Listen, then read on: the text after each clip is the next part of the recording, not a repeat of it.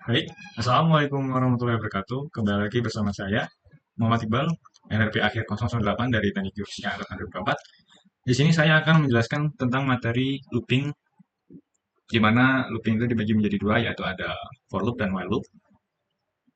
Nah, pada tugas kali ini, saya ditugaskan untuk mencari atau menghitung mean dan standar deviasi dari rock density dan seismic velocity. Di mana kalau rock density itu kita menggunakan for loop aja, karena di pertemuan sebelumnya sudah dijelaskan Bapak Dharma untuk while loop. Kemudian untuk seismic velocity-nya, untuk menghitung mean dan standar deviasi, kita menggunakan keduanya, maupun baik for loop dan while loop. Nah, pada pertemuan sebelumnya, Bapak Dharma sudah menjelaskan di sini import pandas SPD digunakan untuk menganalisis data.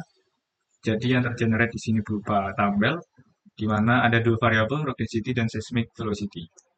Dua variabel. Kemudian ada 5 data, 0, 1, 2, 3, 4, ini ada 5 data. Ini disebut data, ya, ada 5 data gitu. Oke, langsung saja di sini ketika saya sudah semuanya menuliskan dan menghasilkan suatu hasil dari standar deviasi dan mean, nanti saya akan menyimpulkan apa perbedaan dan persamaan dari for looping dan while loop gitu. For loop dan while loop. Oke, di sini kita yang pertama jangan lupa untuk import bukan panda, s numpy snp. Kemudian kita yang kedua import map. Nah, di sini kenapa import numpy snp, karena nanti akan menggunakan array untuk datanya, data yang dipanggil. Kemudian kenapa import map? Import map karena ada bahasa matematika nanti dalam perhitungan rumus mean maupun standar deviasi. Oke, kemudian di sini kita panggil dulu data variabel yang x. X itu ini, terus y ini. Jangan lupa di sini x-nya yang kita panggil itu x besar ya. NP dt array, nah array tadi untuk yang numpy kita menggunakan array. Terus Petro sesuaikan namanya dengan yang data yang atas, underscore df rock density.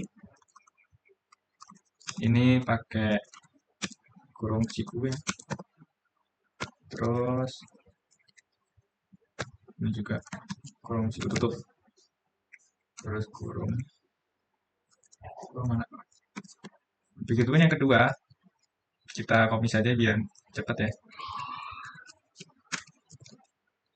Ini pakai yang y besar. Kemudian ini variabel yang kedua adalah seismic velocity. Terus datanya sudah terpanggil. Kemudian yang pertama kita menghitung mean dan standar deviasi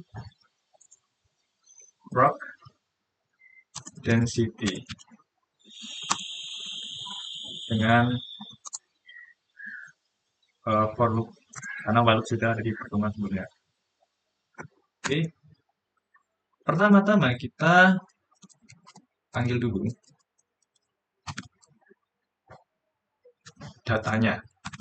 Yang kita panggil adalah data untuk yang variabel x. Variabel x itu yang rock density. Terus setelah kita panggil, langsung saja kita inisialisasi dulu. Kita kalau bahasa gampangnya yang diketahui dulu. Inisialisasi untuk sum x itu 0.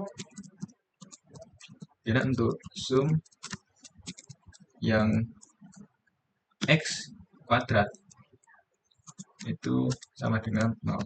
Nah, di sini kenapa menggunakan sum x dan sum x kuadrat? Sum ini adalah sigma dan kenapa X dan X kuadrat?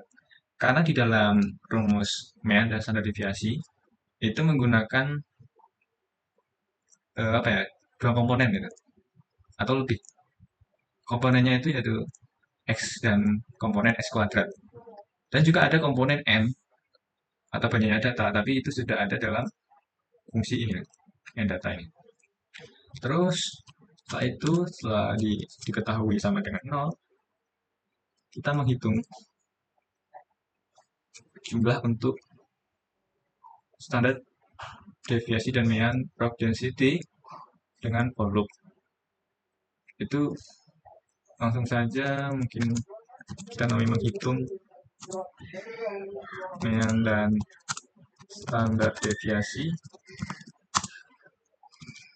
dengan rock density dengan for loop. Oke, itu kita pakai for loop itu rumahnya seperti ini, lihat. Dan range for n in range-nya itu adalah data ini, di mana datanya ada 5.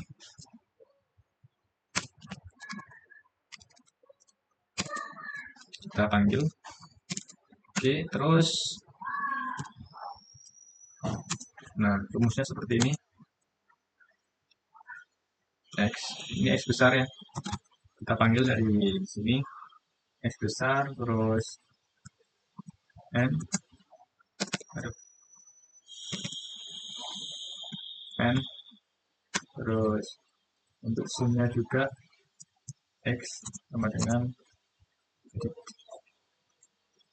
jumlah sama dengan X, terus sum X jumlah sama dengan X kuadrat. Nah, kenapa kita perlu untuk menuliskan ini?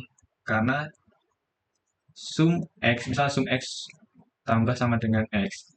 Jadi ini adalah rumus di mana sigma dari X itu, kalau di dalam bahasa ini itu sama dengan sum X ditambah sama dengan X. Begitupun seterusnya. Gitu. Kali sum X yang sama dengan 1 ditambah X sama dengan 1. Sum yang kedua ditambah sama dengan 1 dan 2. Sum yang ketiga ditambah sama dengan 1 tambah 2 tambah 3. Nah, itu rumus sumnya itu di dalam bahasa ini seperti ini. Terus, yang ketiga, yang terakhir kita namai memeriksa dulu. Memeriksa hasil jumlah yang sudah dihitung itu. Menggunakan sigma tadi, rumus tadi. Itu pakai ini, print, cetak. Terus F, titik 2, sum of X rock density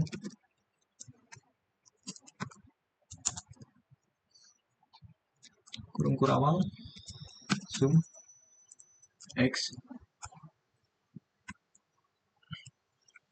Oke. Terus yang kedua, kita copy saja biar cepat. Untuk yang kuadrat, sum X kuadrat.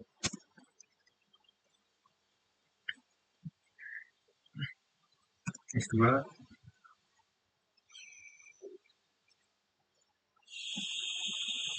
pangkat 2.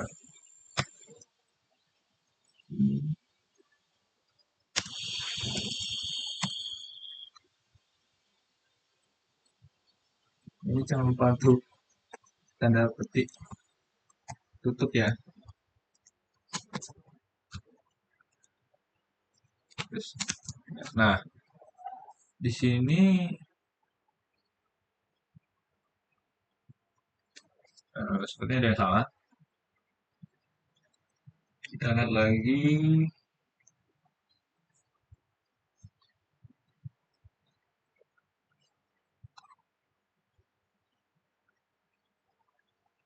Oh ini belum kita tuliskan, ini 2.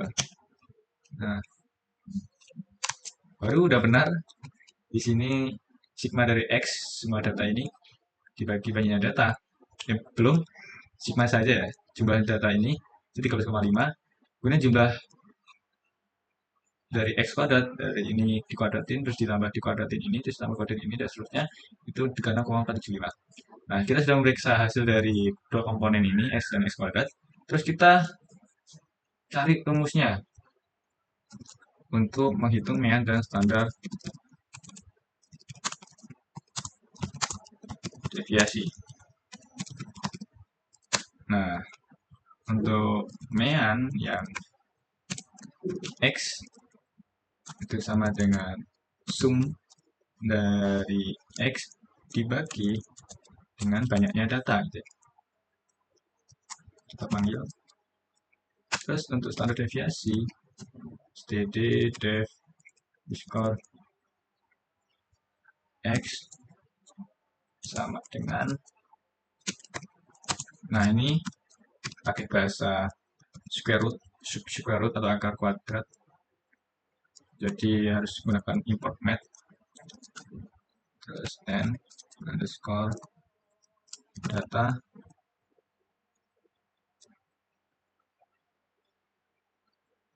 terus dikali dengan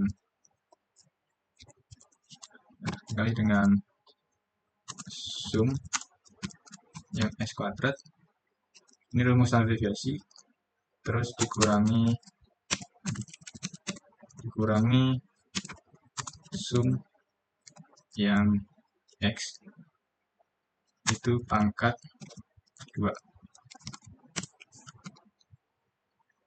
Terus kita bagi dengan banyaknya data.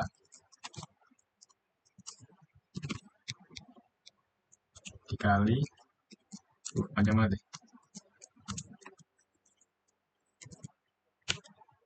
Banyaknya data dikali banyaknya data kali, ya sudah, banyaknya data bagi dengan banyaknya data yang dikali dengan dalam kurung banyaknya data itu dikurangi 1. Nah, mungkin ada yang nanya, kenapa ini data dikurangi 1? Karena rumus dari standar deviasi itu adalah n dikali X kuadrat dikurangi dikali X2 dikurangi sum dari X yang dikuadratkan gitu ya. Terus dibagi dengan banyak data dikali dalam kurung data kurangi 1. Nah, ini dalam rumus standar deviasi seperti ini, tapi dalam bahasa pemrograman itu seperti yang ada pada layar ya. Oke, kita lanjut di sini.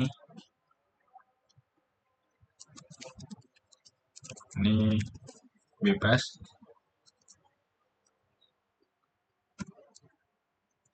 Misalnya kita kasih underscore supaya ya visualnya bagus ya.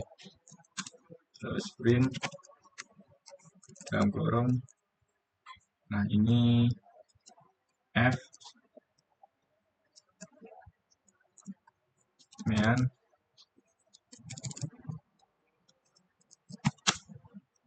of rock density is, itu rumusnya kurung awal mean underscore y pangkat 2 dalam kurung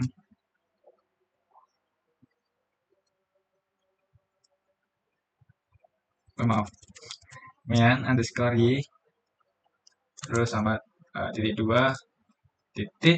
f tutup kurung. Nah, ini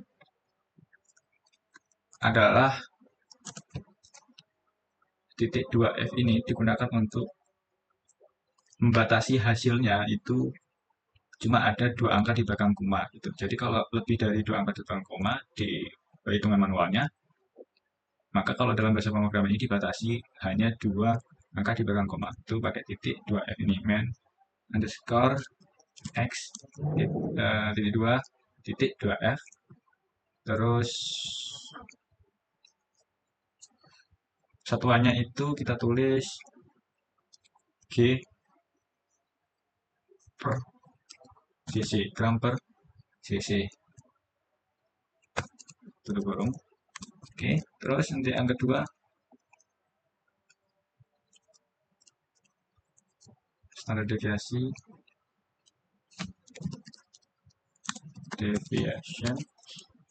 of rock density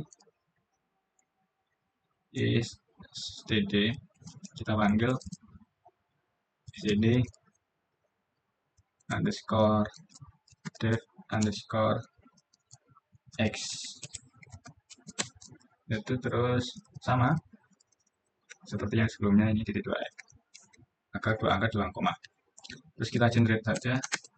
Nah, di sini sudah terhitung rata-rata dari rock density dan standar deviasi dari rock density 0,08 gram per cc ini tadi. Nah, ini sudah kita lakukan fungsi apa, for loop untuk mencari mean dan standar deviasi variabel yang x rock density.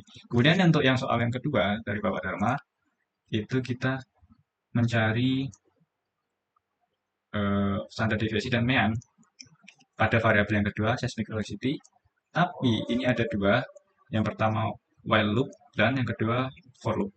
Oke, untuk mempercepat pelakuan di sini langsung saja kita copy aja di sini, karena datanya ini sudah terpanggil di sini, jadi kita copy yang ini saja. Kemudian kita ubah di sini variabel yang a y, kita ubah y semuanya. Jadi ya sama, cuma yang di sini untuk for n ini kan untuk for looping ya. Nah, untuk yang while loop kita ganti jadi seperti ini, while n kurang dari n data gitu. Kedua. Nah, kenapa kita pakai while bahasanya itu n kurang dari n data? Berbeda dengan for looping tadi. Di sini n-nya itu pakai data yang dari 0 gitu ya, dari 0, 1, 2, 3, 4. Sedangkan untuk yang while looping ini menggunakan syarat. Syaratnya yaitu n kurang dari n data gitu. Jadi, kalau misalnya n kurang dari n data, maka kita perlu inisialisasikan n-nya dulu. N-nya dulu itu sama dengan 0. N-nya itu sama dengan 0. Gitu ya. Terus di sini X kita ubah Y. Ini Y besar. Ini Y kecil. Kita ubah saja. Karena formatnya hampir sama. Nah, terus kita tambah lagi datanya, yaitu N. Untuk ini untuk menghitungnya ini while-nya. Tambah sama dengan 1. Jadi penambahannya itu 1. Kemudian nambah lagi 1 dan seterusnya gitu. Dan dimulai dari 0 gitu ya. Dimulai dari n sama dengan 0. Tapi kalau sebelumnya ini nggak perlu n sama dengan 0.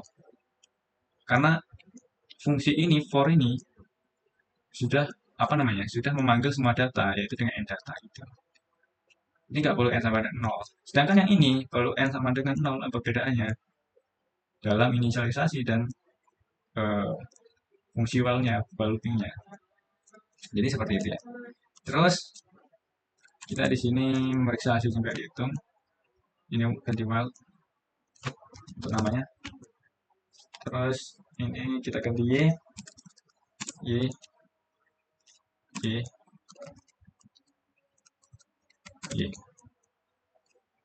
Nah, di sini sudah terhitung sigma y-nya dan sigma y kuadratnya untuk variabel yang kedua ini seismic velocity. Jadi kalau manualnya benar seperti ini. Tapi kalau keganggu sama angka-angka yang ini, komanya banyak banget. Kita batasi, ya pakai ini, titik 2F.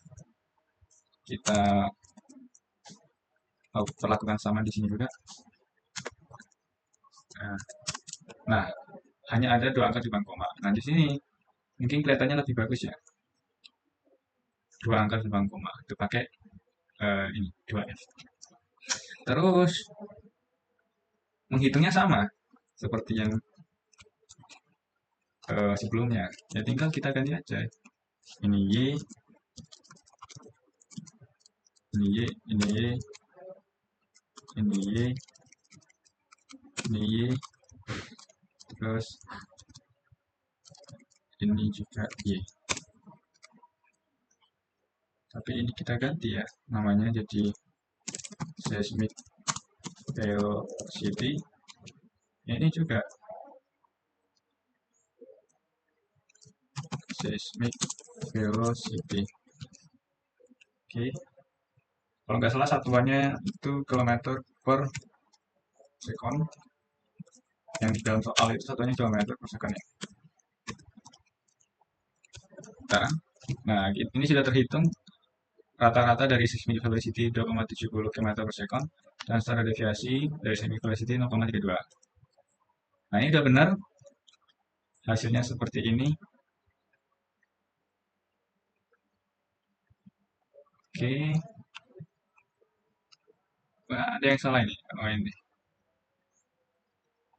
Ini seismiknya salah rata-ratanya. Mungkin ada yang salah di sini.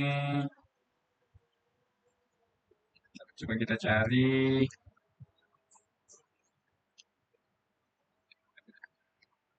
Oh, ini Y. Nah, ini udah benar. Rata-ratanya 4,66 km per second dan standar deviasinya 0,32. Ini sudah kita lakukan untuk yang untuk yang while loop. Sebelumnya sudah pakai for loop untuk yang variabel yang pertama, variabel kedua, while loop sudah kita buat gitu. Bagaimana dengan yang for loop di variabel 2? Ya sama aja. Cuma di sini kita copy saja. Kita ganti Y semua. Dan kita nggak perlu untuk tambahkan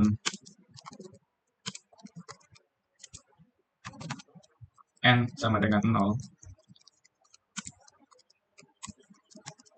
Karena formanya sama seperti variabel yang pertama. Untuk for loopingnya tinggal ganti variabelnya saja. Terus sudah selesai. Nah, hasilnya sama seperti tadi. Coba kita tambahin ini juga biar rapi ya.